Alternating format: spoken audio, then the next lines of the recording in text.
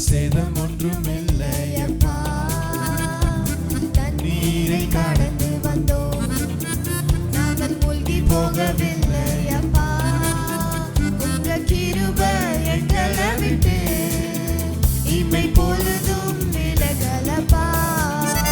உங்க கிருபை எங்களை விட்டு இமை பொழுதும் விலகலப்பா. எங்கள் தேவன் நீர், எங்கள் ராஜா நீர், நாங்கள் போற்றிடும் எங்கள் கண்மலை நீர்.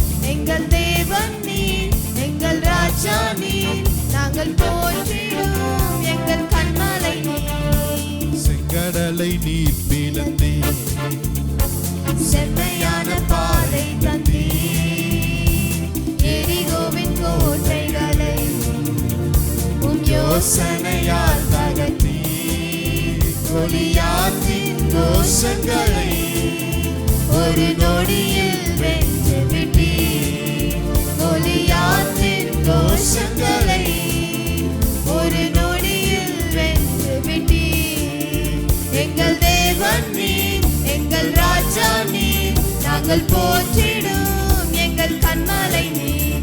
எங்கள் தேவன் நீர், எங்கள் ராஜா நீர், நாங்கள் போற்றிடும் எங்கள் கண்மலை நீர். பலவித சோதனையா உறவிடப்பட்டோமையா, பொன்னாக மாற்றிவிட்டீ, புது இருதயம் தந்து விட்டீ. எங்கள் தலையை எண்ணெயினால் அபிஷேகம் செய்து விட்டீ. எங்கள் தலையை எண்ணெயினால் அபிஷேகம் செய்து விட்டீ.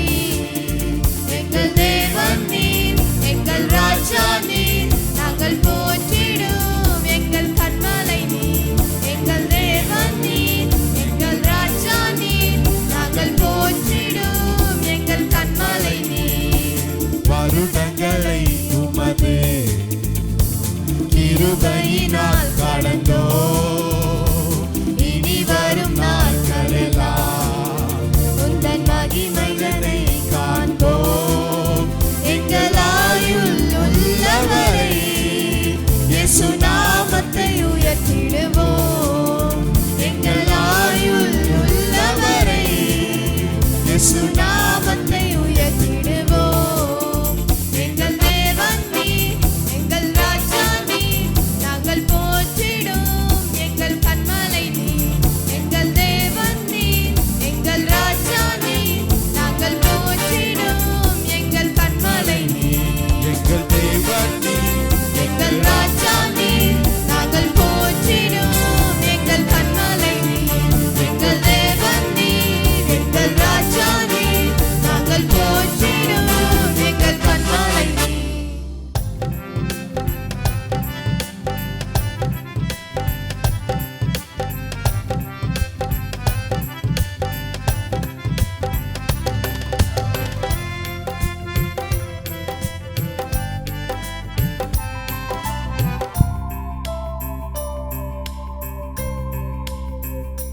भजो नाम जपो नाम, प्यारा नाम यीशु नाम.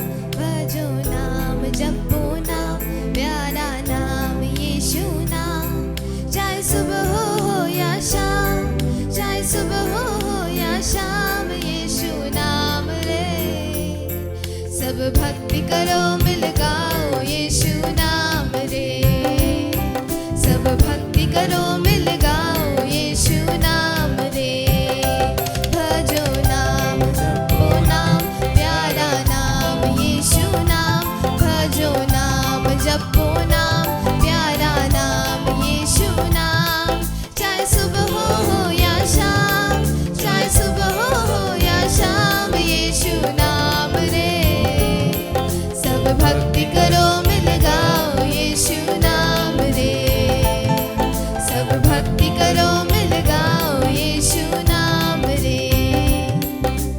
यीशु बिना एक पल नहीं, दिल ये उसके नाम किया, दिल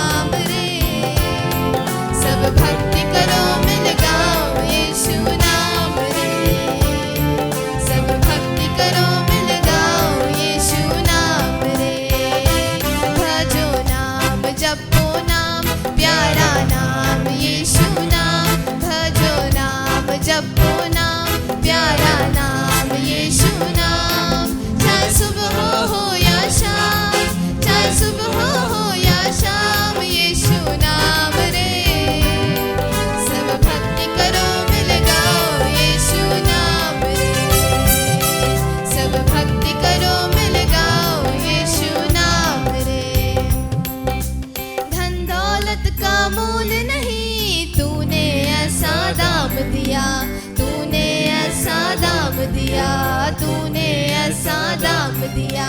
धर्म कर्म के फंदों से मुझको है आजाद किया, मुझको है आजाद किया, मुझको है आजाद किया। धन दौलत का मोल नहीं, तूने ऐसा दाम दिया। धर्म कर्म के फंदों से मुझको है आजाद किया। जिसने रिश्ता जोड़ा मुझसे उसका ही गुण गाना है। जय जयकार करो मिल सारे धन्य मनाना है। भजो नाम जपो नाम प्यारा नाम यीशु नाम। भजो नाम जपो नाम प्यारा नाम यीशु नाम। चाहे सुबह हो या शाम, चाहे सुबह हो या शाम, यीशु नाम रे। सब भक्ति करो मिल गाओ यीशु नाम रे। सब भक्ति करो मिल गाओ यीशु नाम रे। भजो नाम जपो नाम प्यारा नाम यीशु नाम। भजो नाम जपो नाम प्यारा नाम यीशु नाम। चाहे सुबह हो या शाम, चाहे सुबह हो या शाम, यीशु नाम रे। सब भक्ति करो मिल गाओ यीशु नाम रे। सब भक्ति करो मिल गाओ यीशु नाम रे। सब भक्ति करो मिल गाओ यीशु नाम रे।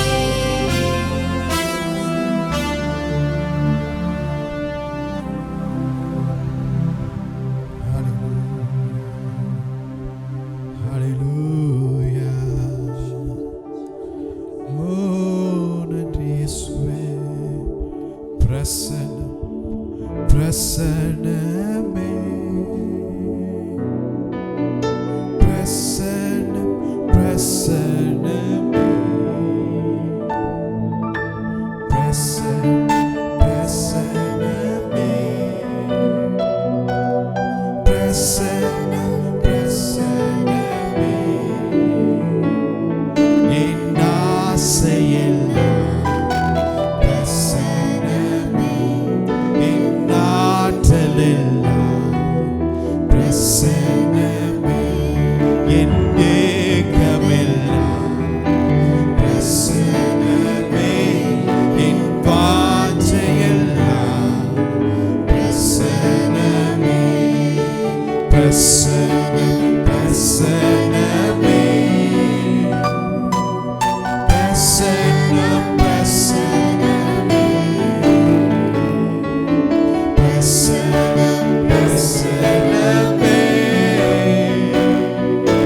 பிரசன்னம் பிரசன்னமே ஆசையெல்லாம் என் ஆசையெல்லாம் பிரசன்னமே என் ஆற்றலெல்லாம் பிரசன்னமே என் ஏக்கமெல்லாம் பிரசன்னமே என் வாஞ்சையெல்லாம் பிரசன்னமே ஸ்தோத்திரமே ஸ்தோத்திரமே மறவாமல் செலுத்துகிறேன். ஸ்தோத்திரமே ஸ்தோத்திரமே மறவாமல் செலுத்துகிறேன். உயிர் பிழைத்தேன் உதவி பெற்றேன் உயிருள்ளவரை துதிப்பேன். உயிர் பிழைத்தேன் உதவி பெற்றேன் உயிருள்ளவரை துதிப்பேன். ஸ்தோத்திரமே ஸ்தோத்திரமே ஸ்தோத்திரமே மறவாமல் செலுத்துகிறேன். ஸ்தோத்திரமே ஸ்தோத்திரமே மறவாமல் செலுத்துகிறேன்.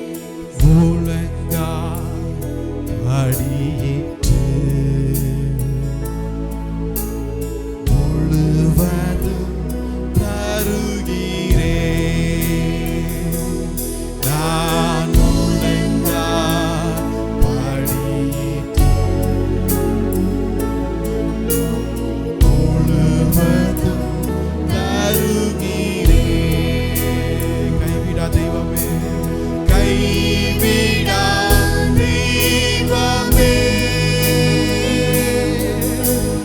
கருணையின் சிகரமே மெய்யான தீபமே என் வாழ்வின் பாக்கியமே கைவிடா தெய்வமே கருணையின் சிகரமே மெய்யான தீபமே என் வாழ்வின் பாக்கியமே நான் முழங்கால்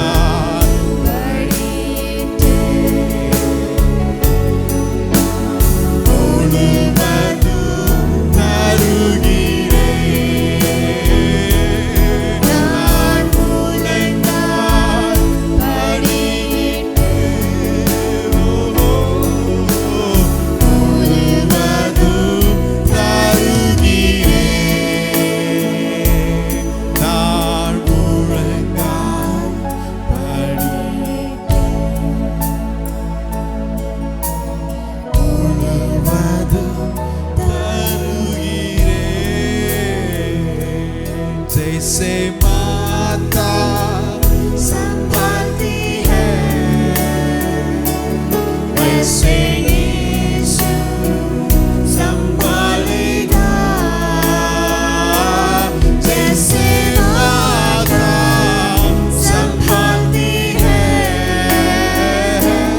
वैसे यीशु संभालेगा hallelujah hallelujah hallelujah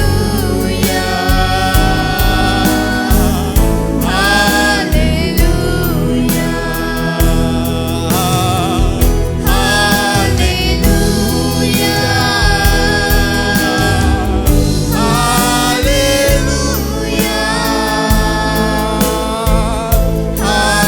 hallelujah hallelujah ஆண்டவரும் இரட்சகருமாகிய இயேசு கிறிஸ்துவின் நாமத்தினால உங்களை ஒவ்வொருவரையும் வாழ்த்தி வரவேற்கிறோம். हमारे उद्धारकर्ता प्रभु यीशु मसीह के नाम से आप सबों को हम स्वागत करते हैं. ஆமென். आमीन. நம்முடைய தேவன் அவர் மகிழ்ச்சியின் தேவனாய் இருக்கிறார். हमारा परमेश्वर वो हर्ष का परमेश्वर है. ஆமென். आमीन. அடுத்த வசனத்தை வாசிப்போம். आइए वचन का ओर ध्यान दें. 2 கொரிந்தியர் 13வது அதிகாரத்துல दूसरा कोरिन्थियों की पत्री उसका 13वें अध्याय में இது இந்த புத்தகத்துடைய கடைசி அதிகாரமா இருக்கிறது. इस किताब की एकदम अंतिम अध्याय है. அப்போஸ்தலனாகிய பவுல் கொரிந்து சபைக்கு நிருபங்களை எழுதுகிற ஒரு அதிகாரம். यानी प्रेरित पौलुस जो है कोरिन्थी कलीसियाओं के लिए वो अपनी पत्रियों को लिखते थे.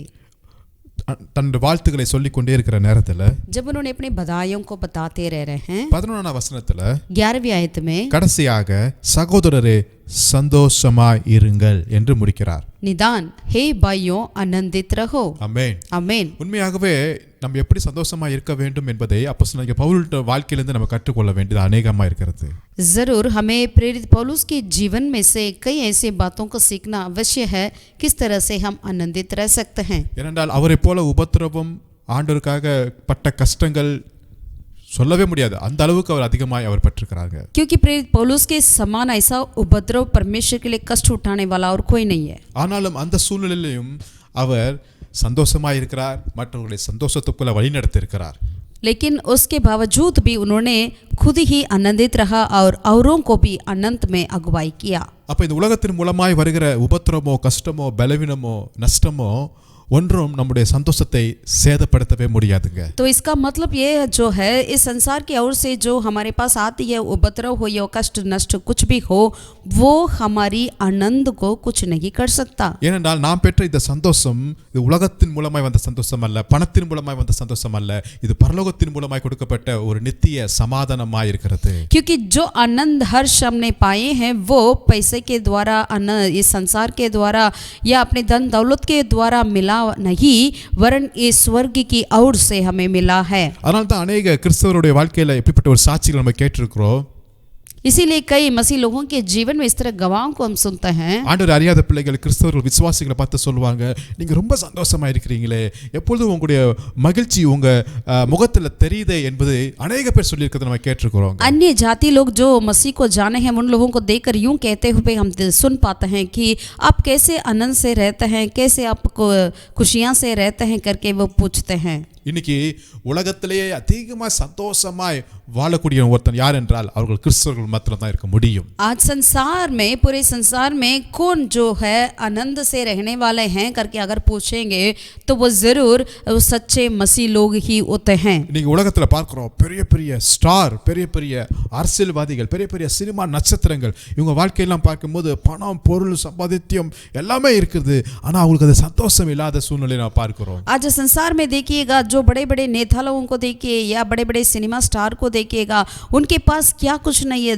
धन दौलत पैसा सब कुछ होता है, लेकिन उसके बाद भी उनके पास वो आनंद नहीं रहता है. அவங்க வாழ்க்கையில பார்க்கும்போது தூக்கமே இல்லை என்று சொல்கிறார்கள். वो अपने जीवन में कहते हैं कि हमें तो नींद ही नहीं आता करके, தூக்கத்திற்காக அவர்கள் மெடிசின் எடுக்க வேண்டிய சூழ்நிலையில் और இருக்கிறார்கள். नींद के लिए उनको दवा खाना पड़ता है.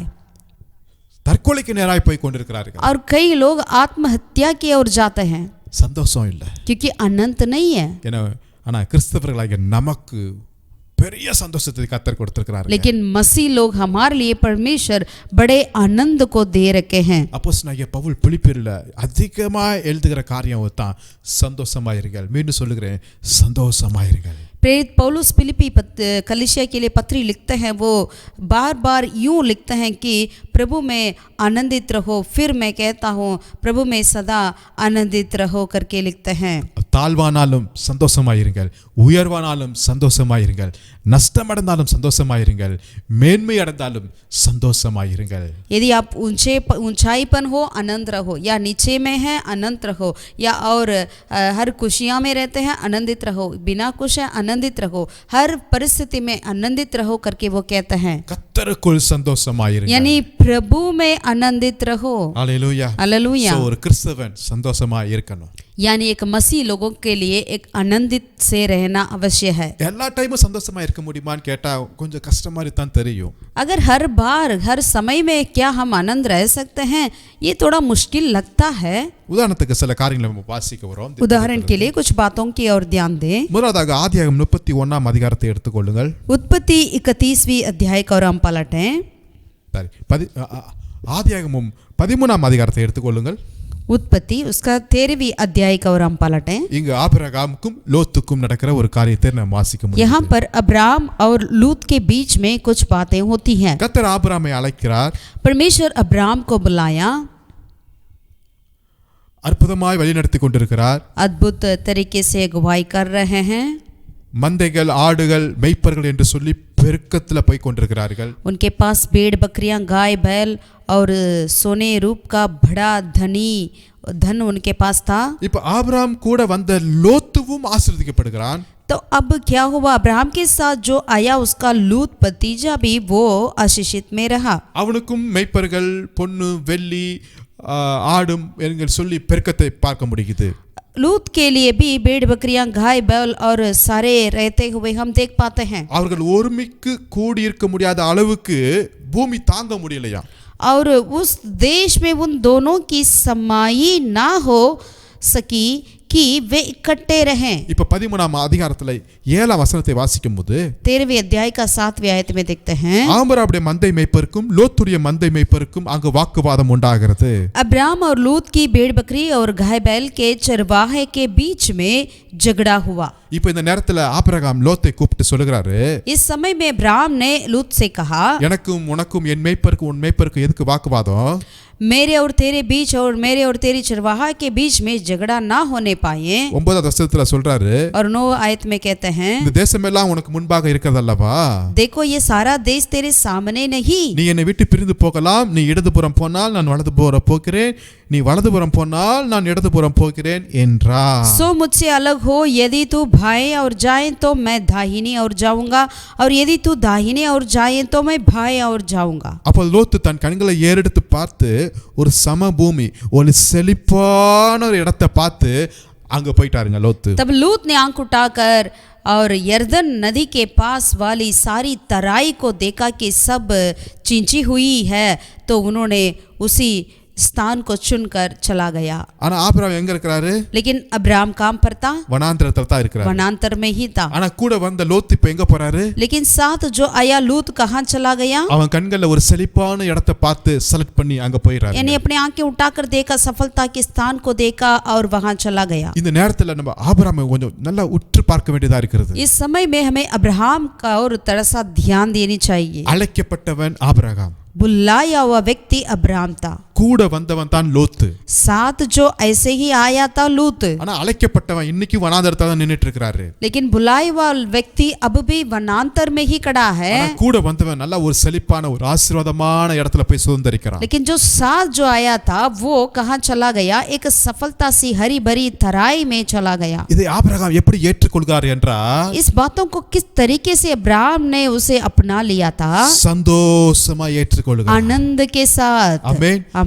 சொல்ல போனா और कहें तो சந்தோஷமாய் அவனை ஒரு செழிப்பான இடத்துக்கு வழி அனுப்பி வைக்கிறாருங்க. यानी बहुत ही आनंद के साथ उन्होंने उस तराई की और उन्हें विदा किया। அல்லேலூயா. हालेलुया। இதுதான் ஆபிரகாமுக்குள்ள இருந்த ஒரு பெரிய ஆசீர்வாதமான ஒரு குணங்க.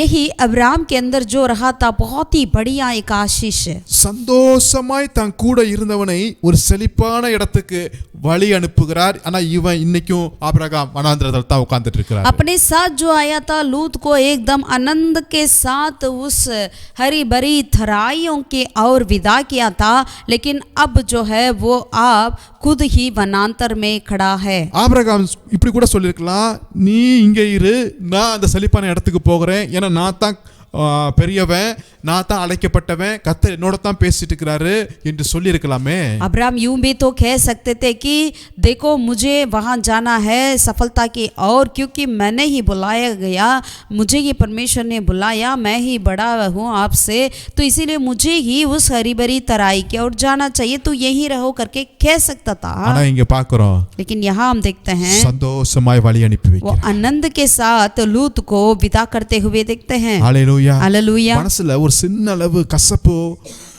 ஒரு கோபமோ எதுவுமே இல்லைங்க. अब्राहम के दिल में जरा सा भी कोई भी घृणा या गुस्सा कड़वाहट नहीं रहा। ஹalleluya. हालेलुया। ஹalleluya. हालेलुया। ஒருவேளை இப்படிப்பட்ட சூழ்நிலை நம்ம வாழ்க்கையில ஊழியத்துல வரலாங்க. यदि ऐसा कुछ परिस्थिति आपके जीवन में आपकी सेवकाई में आ सकता है, கூட இருந்த விசுவாசி, आपके साथ जो रहा था विश्वासी, கூட இருந்த குடும்பஸ்தார்களுக்கு या आपके साथ रहने वाले परिवार, திடீர்னு அவங்களுக்கு ஒரு மேன்மையான ஒரு இடம் கிடைக்கும். अचानक उनके लिए एक ऐसी ऊंचाई पर मिल सकता है, ஆனா அதை காட்டிலும் அனுபவம் நமக்கு இருக்கலாம். लेकिन उनसे बढ़कर अनुभव हमारे पास क्यों ना हो, நம்ம அந்த நேரத்துல ஒரு சீனியரா கூட இருக்கலாம், या उस वक्त हम एक उनसे ही बढ़कर एक सीनियर पर्सन भी क्यों ना हो। நம்மளுக்கு தான் அந்த வாய்ப்பு கிடைச்சிருக்கணும். उस मतलब अगर चाहें तो हमें ही वैसा मौका मिलना चाहिए था, ஆனா நம்ம இன்னைக்கும் அங்கதான் உட்கார்ந்துட்டு இருக்கிறோம். लेकिन आज हमें भी उसी नीचे स्थल पर ही बैठे हैं। ஆனா கூட இருந்தவன், நேத்து வந்தவன், சின்ன பையன், அனுபவம் இல்லாதவனுக்கு திடீர் என்று ஒரு பெரிய ஆசீர்வாதமான ஒரு இடம் கிடைக்கும் போது நம்ம மனசுல என்ன இருக்கும்? ஆனா ஆபிரகாம் போல உண்மையா சந்தோஷத்தோடு இன்னும் சொல்ல போனா ஜெபம் பண்ணி அவனை வாழ்த்தி அனுப்பணுங்க. लेकिन हमारे साथ जो रहते हैं, जो कल उन्होंने आया, कल प्रभु में आया, लेकिन उनके लिए एक ऊंचा स्थान मिलता है, तो हमें उन्हें किस तरह से विदा करना चाहिए? दुख के साथ नहीं, ऐसा नहीं रहना चाहिए। अब्राहम के जैसा आनंद के साथ, और कहें तो प्रार्थना करके उनको विदा करना चाहिए था। हालेलुया. हालेलुया। இங்க யாக்கோபு கூட மாமா வீட்ல இருந்து மாமனாட்ட சொல்லாம எல்லாத்தையும் எடுத்துட்டு வந்துட்டு இருக்காருங்க.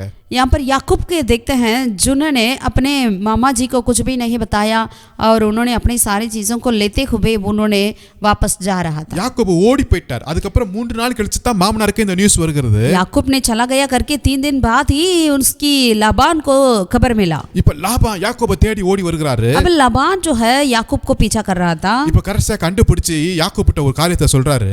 जब लाबान उन्होंने याकूब से मिला तो उन्हें पकड़ लिया तो उनसे एक बातों को कह रहा था. அது ஆதியாகமம் 31 அதிகாரத்துல வாசிக்க முடிகிறது. उत्पत्ति 31वीं अध्याय में उन बातों को हम देख सकते हैं. 27ஆம் வசனத்துல 27वीं आयत में நீ ஓடி போவதை மறைத்து எனக்கு அறிவியாமல் திருட்டுவலமாய் என்னிடத்திலிருந்து வந்து விட்டது என்ன? நான் உன்னை சந்தோஷமாய் சங்கீத மேளத்தாலும் கிண்ணற முழக்கத்துடனே அனுப்புவனே அப்படின்னு லாபான் சொல்லுகிறாரு. लाबान याकूब से यूं कहता है, तू क्यों चुपके भाग आया और मुझसे बिना कुछ कहे मेरे पास से चोरी से चला आया? नहीं तो मैं तुझे आनंद के साथ मुक्तमा और वीणा बाज बजाते और गीत गवाते विदा करता.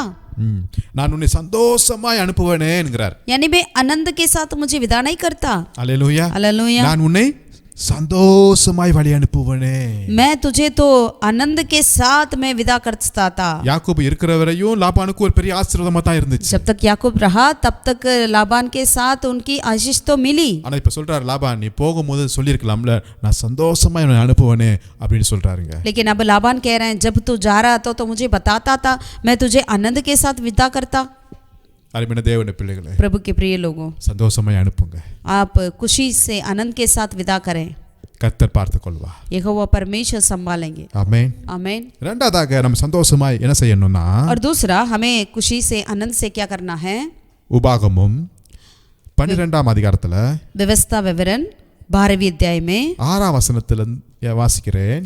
अध्याय वचन 6 से लेकर पढ़ते हैं. உபாகமம் 12ஆம் அதிகாரம் 6 7 வாசிக்கிறேன். व्यवस्था विवरण 12वीं अध्याय का 6 और 7 को पढ़ते हैं. அங்கே உங்கள் சர்வாக தகனங்களையும் உங்கள் பலிகளையும் தசோபாகங்களையும் உங்கள் கை ஏறெடுத்து படைக்கும் படைப்புகளையும் உங்கள் பொருத்தனைகளையும் உங்கள் உற்சாக பலிகளையும் உங்கள் ஆடு மாடுகளின் தலையீட்டுகளையும் கொண்டு வந்து அங்கே உங்கள் தேவனாகிய கர்த்தருடைய சந்நிதியிலே புசித்து நீங்கள் கையிட்டு செய்ததும் உங்கள் தேவனாகிய கர்த்தர் உங்களை ஆசீர்வதித்ததுமான யாவுக்காகவும் நீங்கள் உங்கள் குடும்பத்தாரும் சந்தோஷப்படுவீர்களாக.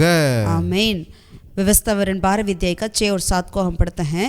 और वही तुम अपने होम बलि और मेल बलि और दशमांश और उठाई हुई भेंट और मन्नत की वस्तुएं और स्वेच्छा बलि और गाय बैलों की भेड़ बकरियों की पहिलौटों की ले जाया करना.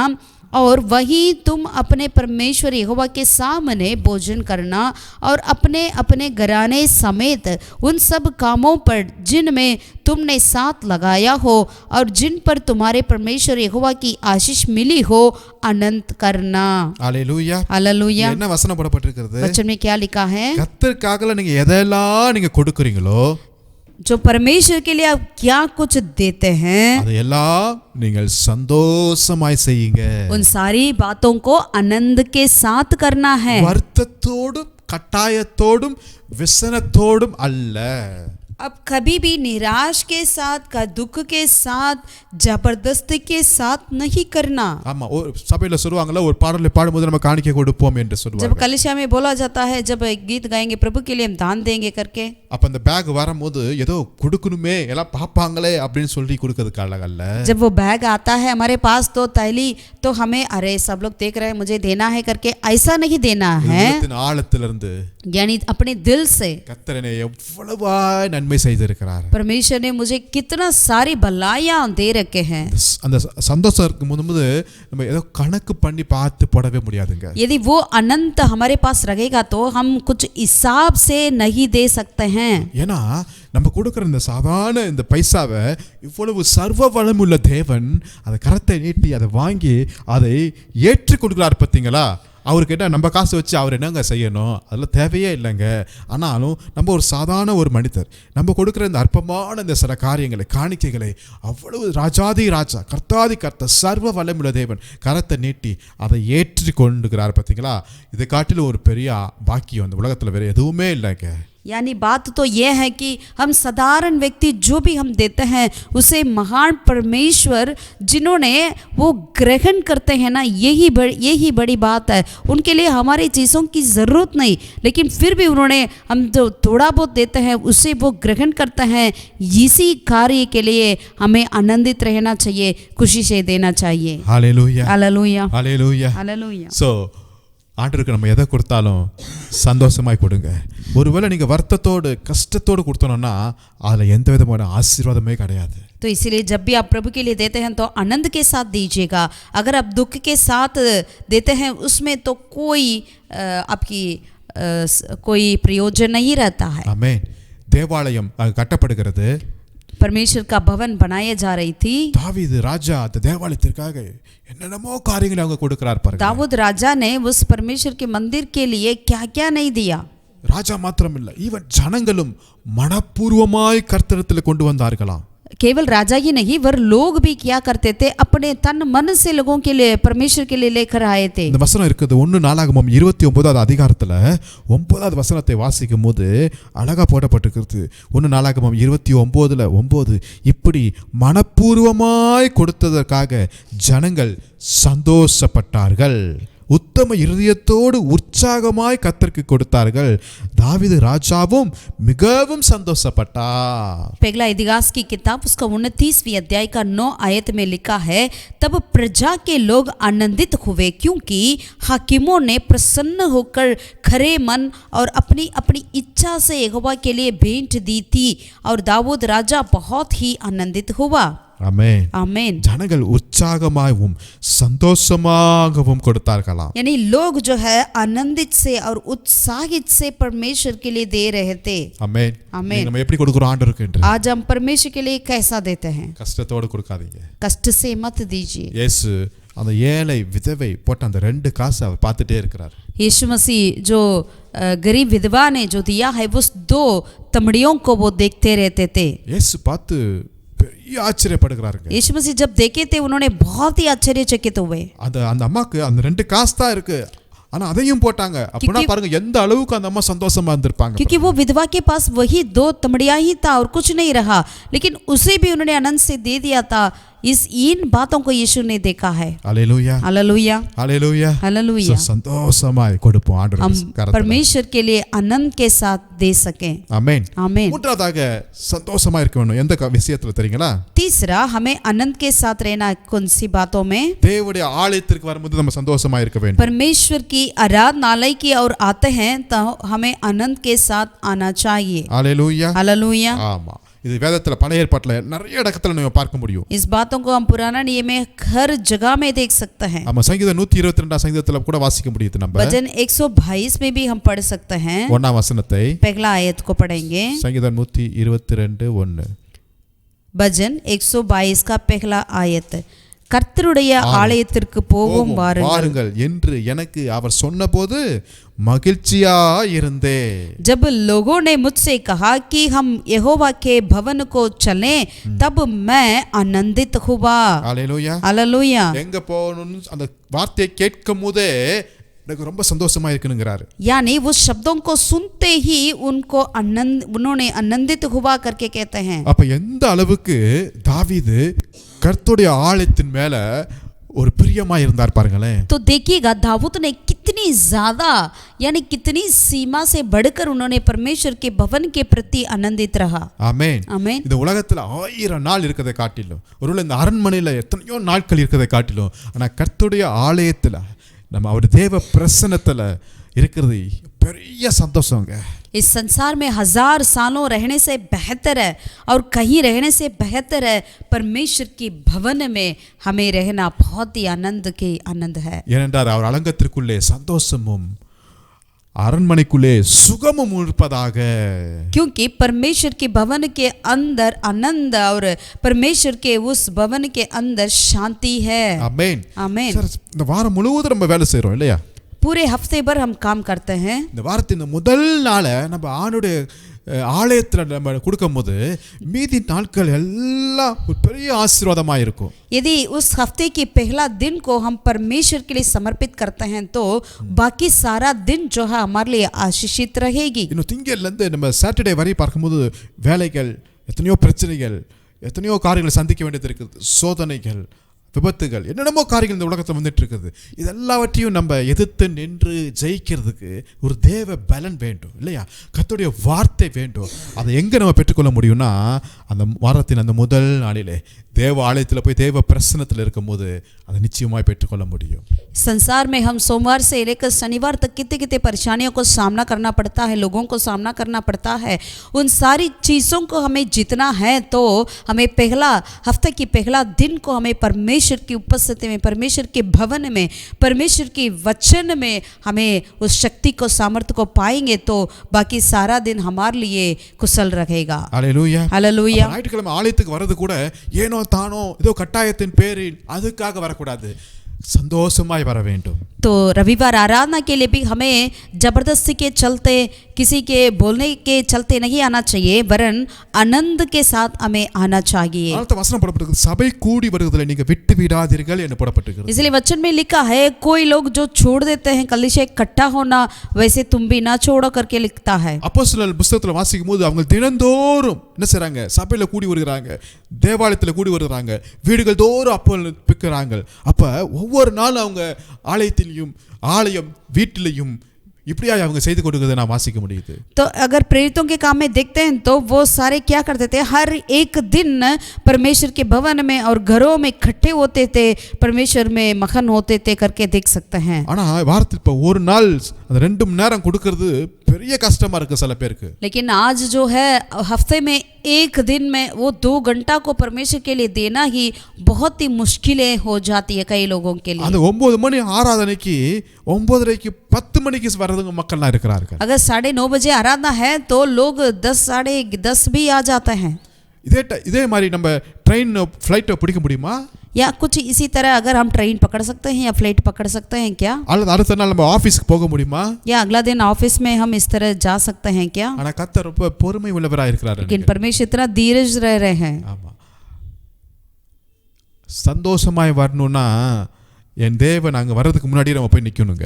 यानी आनंद के साथ आना, इसका मतलब जो है हमारा प्रभु के पहले ही हमें जाकर वहाँ हमें रहना चाहिए. எப்ப ஞாயிற்றுக்கிழமை காலையில விடியும், எப்ப ஆலயத்துக்கு போவோம் என்கிற ஒரு ஆவல் வாஞ்சை நமக்கு வேண்டுங்க. यानी कब सवेरे हुआ, कब बोर होगा, हम प्रभु के भवन में जाएंगे करके एक इच्छा, एक ऐसे कार्य हमारे अंदर होना चाहिए. இன்னைக்கு சில பேர் சொல்றாங்க, ஏன் ஞாயிற்றுக்கிழமை வரலன்னா கல்யாணத்துக்கு போனேன், எங்க பார்ட்டிக்கு போனேன் அப்படின்னு சொல்லி என்னென்னமோ சாக்கு போக சொல்றாங்க. அதெல்லாம் கேட்கும்போது சற்று வேதனையா இருக்கும். कई लोग जो ऐसा कारण बताते हैं, रविवार क्यों आराधनालय में नहीं आए करके, तो हमने पार्टी में चला गया, शादी में चला गया, ऐसा फलाना करके कारण बताते हैं. इसे सुनते ही तो हमें दुखित होता है. ஆண்டவர் அந்த ஒரு நாள் அந்த 2 மணி நேரம் தான் கேட்கிறாரு.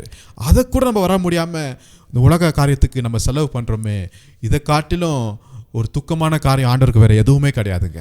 परमेश्वर बस वो 2 घंटे को हमसे चाहते हैं कि प्रभु की उपस्थिति में हम आए करके, लेकिन वो भी हम नहीं दे सकते हैं, तो इससे बड़ा प्रभु के लिए बहुत ही दुखित रहता है. சரி, நம்முடைய துக்கம், நம்முடைய கேள்விகளுக்கு எல்லாத்துக்கும் பதில் ஆலயத்தில் தான் உண்டு கண்டிப்பா. हमारे दुखों के लिए, हमारे सवालों के लिए उत्तर जो है प्रभु की उपस्थिति में ही हमें मिलता है. ஆனால் பார்க்கிறோம் தேவ சமூகத்தில் அழுது மனம் கசந்து அழுது ஜெபிக்கிறதை நான் பார்க்கிறோம். हन्ना को देखते हैं, उन्होंने परमेश्वर के भवन में बहुत ही उदास से हुई और प्रार्थना करते हुए देखते हैं. அதுக்கு பிறகு அவள் முகம் துக்கமா இருக்கவே இல்லைங்க. और उसके बाद वचन में लिखा है उसके बाद उसका मुंह दुख से नहीं रहा करके पढ़ता है. हालेलूया. हालेलूया. லூக்கால சுவிசேஷம் 2 அதிகாரத்துல நம்ம வாசிக்கிறோம். लूका रचित सुसमाचार 2 अध्याय में हम पढ़ते हैं 37 வசனத்துல 37 में 36 இருந்தே வாசிக்கிறேன். 2:36 லூக்கா, ஆசேருடைய கோத்திரத்தாலும் பானுவேலின் குமாரத்தியுமாகிய அன்னாள் என்னும் தீர்க்கதரிசி இருந்தாள். அவள் கன்னி பிராயத்தில் விவாகமானது முதல் 7 வருஷம் புருஷனோட வாழ்ந்தவளும் அதிக வயது சென்றவளுமாய் இருந்தாள். और लूका रचित सुसमाचार 2 अध्याय का 36 को हम पढ़ते हैं. और अशेर के गोत्र में से हन्ना नामक पनुवेल की बेटी एक भविष्यवक्तिनी थी। वह बहुत बूढ़ी थी और ब्याह होने के बाद 7 वर्ष अपने पति के साथ रह पाई थी। ஆமென். யாரு? அன்னாள். हन्ना। இயேசுடைய பிறப்பை பற்றி அப்படியே பேசிட்டே இருக்கும்போது திடீர்னு இந்த அன்னாளை வந்து அங்கே ஆவியானவர் நிப்பாட்டுறார் பாருங்களேன். यानी यीशु मसीह के जन्म के बारे में बताते हुए पवित्र आत्मा बीच में इस हन्ना के बारे में लिखते हैं। எந்த கோத்திரம்? वो कौन सा गोत्र का है? யாருடைய மகள்? किसका बेटी है? அவள் ஒரு தீர்க்கதரிசி. वो एक भविष्यवक्तिनी थी। ஆனா திருமணமாகி 7 வருடம் தான். लेकिन उनका शादी की 7 साल ही अपने पति के साथ रहा। அதுக்கப்புறம் இல்ல கணவர். उसके बाद उसका पति नहीं रहा। ஆனா இப்போ 87 வயது. अब जो है 84 वर्ष का है। விதவை தேவாலயத்தை விட்டு நீங்காமல் இரவும் பகலும் உபவாசித்து ஜெபம் பண்ணி ஆராதனை செய்து கொண்டிருந்தார். पर 84 वर्ष से विधवा थी और मंदिर को नहीं छोड़ती थी, पर उपवास और प्रार्थना कर करके रात दिन उपासना किया करती थी। ஹல்லேலூயா. हालेलुया। தேவாலயத்தில் இருந்ததுனாலவே பரிசுத்த ஆவியானவர் இந்த லேடியை பற்றி இங்கே கொண்டு வந்து நிப்பாட்டிட்டாருங்க.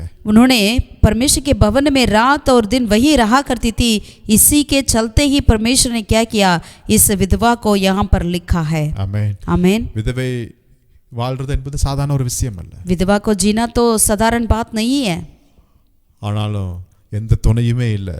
பட் அவங்களுக்கு துணை தேவாலயமும் ஆலயத்தில் இருக்கிற தேவ பிரசனம் தான். हन्ना के लिए कोई साथ रहने वाला तो नहीं, लेकिन उनका साथ रहना यानी परमेश्वर का उपस्थिति ही उनके लिए सब कुछ बना है। ஸோ ஆகவே கர்த்தர் உங்களுக்கு கொடுத்திருக்கிற சபைக்காக கர்த்தருக்கு நன்றி செலுத்துங்க. इसलिए परमेश्वर ने आपके लिए जो दिए हैं उस कलीसिया के लिए आप प्रभु को धन्यवाद देना चाहिए। ஆமென். आमीन। அந்த ஆலயத்தை நீங்க ஒரு நாள் மிஸ் பண்ணக்கூடாதுங்க. परमेश्वर के भवन में जाना कभी ना मिस करें।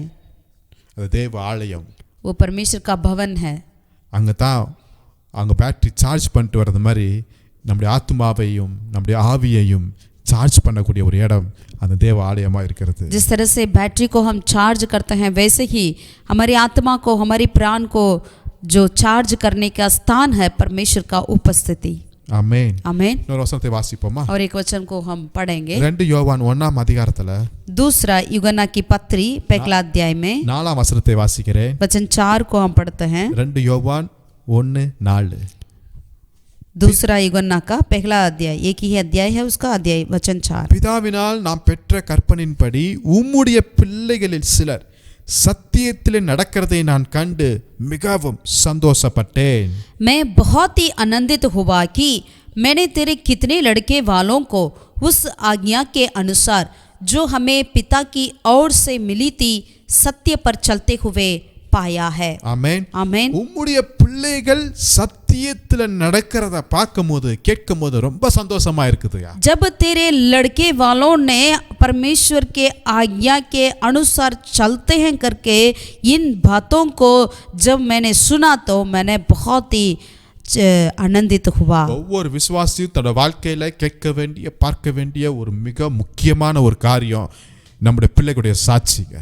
हर एक विश्वासी अपने जीवन में, अपनी जिंदगी में देखना सुनना एक बात क्या है, हमारे बच्चों के प्रति एक गवाह। உலகத்தார் சொல்லுவாங்க என் பிள்ளை இந்த டிகிரி முடிச்சிருக்கிறாங்க, இந்த யூனிவர்சிட்டியில் முடிச்சிருக்கிறாங்க, இந்த பெரிய கம்பெனியில் அவங்க ஒர்க் பண்ணுறாங்க என்று சொல்லுவார்கள். संसार वाले कह सकते हैं मेरे बच्चे ऐसे बड़े यूनिवर्सिटी में डिग्री किए हैं, पढ़ाई किए हैं, फलाना कॉलेज में पढ़े हैं करके बोल सकते हैं। ஃபாரின்ல போய் அவங்க செட்டில் ஆயிட்டாங்க, या उन्होंने विदेशी जाकर सेटल हुए हैं இவ்வளவு करके லட்சம் சம்பளம் வாங்குறாங்க, इतना लाखों रुपया कमाते हैं। அது அவங்களுக்கு பெருமையா இருக்கும், நல்லது தான், वो ஓகே. उनके लिए घमंड की बात है, ठीक है, अच्छी बात है। பட் அதை காட்டிலும் लेकिन மேலான उससे बढ़कर ஒரு சந்தோஷமான ஒரு செய்தி என்னன்னா, एक बहुत ही आनंद की खुशियां की समाचार क्या है, என் பிள்ளைகள் मेरे बच्चे தேவனுடைய சத்தியத்துல நடக்கிறார்கள், पिता की परमेश्वर के सत्य पर चलते हैं करके सुनना। என் பிள்ளைகள் मेरे बच्चे கர்த்தருடைய வார்த்தையில நிலைத்திருக்கிறார்கள், परमेश्वर की आज्ञाओं पर स्थिर रहते हैं। என் பிள்ளைகள் मेरे बच्चे கர்த்தருக்கு பயப்படுற பயத்துல இருக்கிறாங்க, परमेश्वर की डर भय में रहते हैं। என் பிள்ளைகள் मेरे बच्चे கர்த்தரையே நம்பி இருக்கிறார்கள், यहोवा के ऊपर ही विश्वास भरोसा रखे हैं। என் பிள்ளைகள் मेरे बच्चे கர்த்தருக்காக அந்த ஊழியம் செஞ்சிட்டு இருக்கிறாங்க, परमेश्वर के लिए सेवकाई करते हैं। இது ஒவ்வொரு சாட்சியும் அவன் பல கோடி ரூபாய் சம்பளம் வாங்குறது காட்டிலும் மேலான ஒரு காரியங்க. ये हर एक गवाह जो है उन्होंने कई करोड़ रुपया वो कमाने से ही बेहतर है। ஒருவேளை உங்க பிள்ளைங்க பல லட்சம் சம்பளம் வாங்கி உங்க கையில கொடுக்காம கூட இருந்திருக்கலாம். यदि आपके बच्चे कई लाखों रुपया कमाकर आपके हाथों में नहीं देते होंगे, ஆனா உங்க பிள்ளைங்க சத்தியத்துல நடக்கறானுங்கிற வார்த்தை उங்க காதுல கேட்டுச்சுன்னு வெச்சீங்களேன், அது உங்களுக்கு போதுங்க. लेकिन आपके बच्चे परमेश्वर के सत्य पर चलते हैं करके ये शब्द यदि आप सुनेंगे अपने कानों से, वही आपके लिए काफी है। ஏன்னா அதுதான் நிச்சயம். அடுத்த ஒரு பரிசுத்தமுள்ள சந்ததியை, விசுவாசமுள்ள ஒரு சந்ததியை நம்ம எழுப்பிட்டோம் என்கிற ஒரு நிச்சயம் உங்களுக்குள்ள வந்துருச்சு. क्योंकि वही हमें चाहिए, वही हमारा आनंद है, क्योंकि एक विश्वास से भरा हुआ वंश को हमने खड़ा कर दिया करके एक आनंद हर्ष हमें मिलता है। ஹல்லேலூயா. हालेलुया। ஏன்னா இப்போ வருகிற உபத்திரத்துல, வருகிற கஷ்டங்காலத்துல அவனுடைய படிப்போ அவன் வாங்குற லட்சமோ அவனை பாதுகாக்காது, வெற்றியை கொடுக்காது. ஆனால் அவன் இருதயத்தில் எழுதப்பட்டிருக்கிற சத்திய வார்த்தை மாத்திரம்தான் அந்த சோதனையிலிருந்தும் உபத்திரத்திலிருந்தும் அவனுக்கு ஒரு வெற்றியை தரக்கூடியதா இருக்கிறது. क्योंकि आने वाला ऐसा समय में उपद्रव और कष्ट दुखों के बीच में उन हमारे बच्चों के लिए जीत को देने वाले बात उनकी पढ़ाई नहीं या उनकी कमाई नहीं, वरन उनके दिल में जो लिखा हुआ परमेश्वर का सत्य वचन को छोड़ और कोई भी बात उनके लिए जीत को नहीं दे सकती है। हालेलुया। हालेलुया। இந்த சிறு வயதிலிருந்தே நம்முடைய பிள்ளைகளுக்கு வார்த்தையை சொல்லி கொடுத்துட்டே இருக்கணும். तो बचपन से ही हमें क्या करना चाहिए? अपने बच्चों को परमेश्वर की वचन को सिखाते हुए आना चाहिए। தீமோத்தேயுடைய பாட்டியும் அம்மாவும் வேத எழுத்துக்களை அவனுக்கு சொல்லி கொடுத்துட்டே இருந்ததுனால तिमोथी की मामी और उनकी नानी ने तिमोथी के लिए परमेश्वर की वचन को सिखाते रहे। इसीलिए தீமோத்தேயுடைய வளர்ச்சி ஒரு மிஷனரியாக, ஒரு ஊழியக்காரராக, ஒரு சபையுடைய பொறுப்பாளராக மாற்றி இருக்கிறதே। तिमोथी को किस तरह से उन्हें पढ़ाया, वो वचन जो है उनके अंदर था, वो एक मिशनरी के तौर पे, परमेश्वर के सेवक के तौर पे, यानी एक बड़ी कलीसिया को उन्होंने जिम्मेदारी बना रखा था। हालेलुया। हालेलुया। ஆகவே பெற்றோராகிய நம்மளுக்கு நம்ம காதில் கேட்க வேண்டிய ஒரு சந்தோஷமான வார்த்தை பிள்ளைகளை குறித்து ஒன்று, என் பிள்ளைகள் சத்தியத்தில் இருக்கிறாங்க, பரிசுத்தத்தில் இருக்கிறாங்க, விசுவாசத்தில் இருக்கிறாங்க, தேவனுக்கு பயப்படுற பயத்தில் இருக்கிறாங்க என்கிற வார்த்தையை நம்ம கேட்கணுங்க। तो माँ बाप हमारे लिए क्या कार्य को सुनना चाहिए? हमारे बच्चे सत्य पर चलते हैं, हमारे बच्चे परमेश्वर की वचन के अनुसार चलते हैं, परमेश्वर की आज्ञाकारिता रहते हैं, इन वचन को हमें सुनना आवश्यकता है। हालेलुया। हालेलुया। हालेलुया। हालेलुया। நேரமும் எப்பொழுதும் நாம் தேவனுக்குள் சந்தோஷமாய் இருப்பே।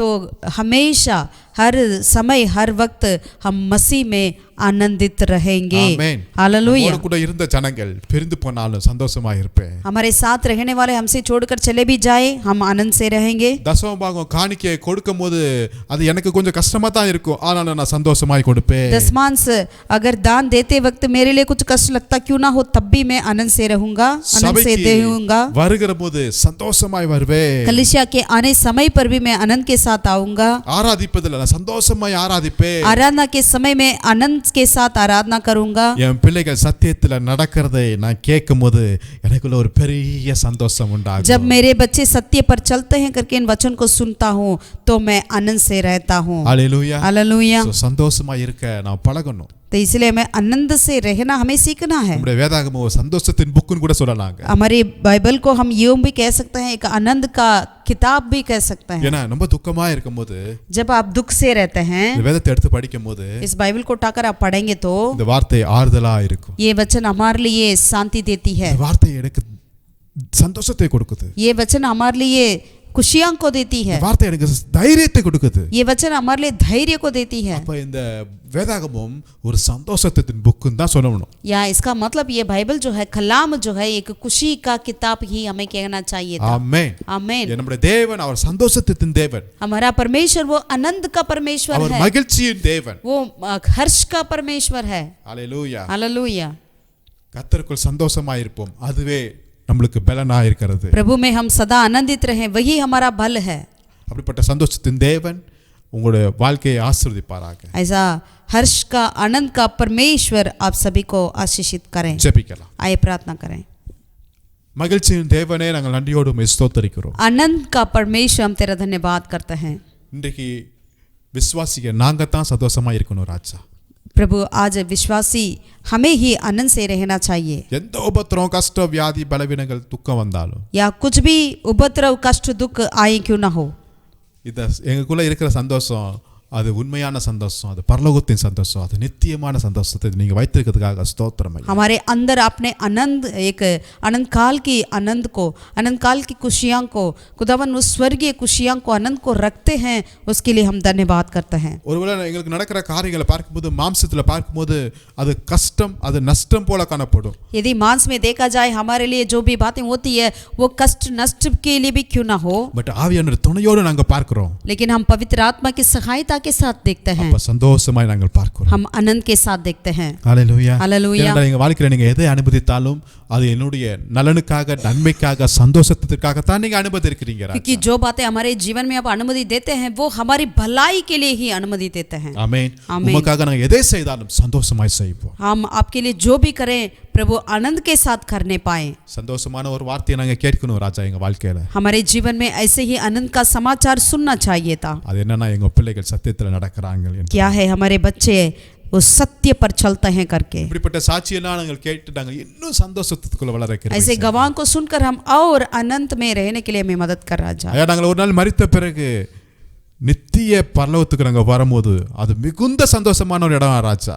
प्रभु जब मरने के बाद या जब हम स्वर्ग पहुंचेंगे खुदावन वो तो बड़े आनंद से भरा हुआ स्थान है. ஏன்னா அங்க துக்கம் இல்ல, वहाँ दुख नहीं है, அங்க கண்ணீர் இல்ல, वहाँ आंसू नहीं அங்க है, கவலை இல்ல, वह चिंता नहीं है. அங்க நீங்க சமாதான பிரபு நீங்க இருக்கிறீங்க. वहाँ शांति का राजकुमार आप है. அது அங்க இல்ல, நாங்க இங்கேயே அதை அனுபவிக்க எங்களுக்கு கிருபை செய்வீர். वहाँ पर भी और यहाँ पर इधर भी हमें उसे अनुभव करने के लिए मदद कर. வசனத்தை கேட்கிறவருடைய வாழ்க்கையில உங்க குடும்பத்துல அவங்க இருதயத்துல சிந்தையில ஒரு சமாதானத்தை சந்தோஷத்தை நீங்க தருவீராக. वचन को सुनने वाले के हर एक दिलों में हृदय में परिवार में राजा एक आनंद को दीजिएगा. ஆசீர்வதி. आशीष कर. மீட்பர் இயேசு நாமத்தில் ஜெபிக்கிறோம் எங்கள் ஜீவனுள்ள நல்ல பிதாவே. उद्धारकर्ता यीशु के नाम से हम प्रार्थना करते हैं हमारे जीवित परमेश्वर.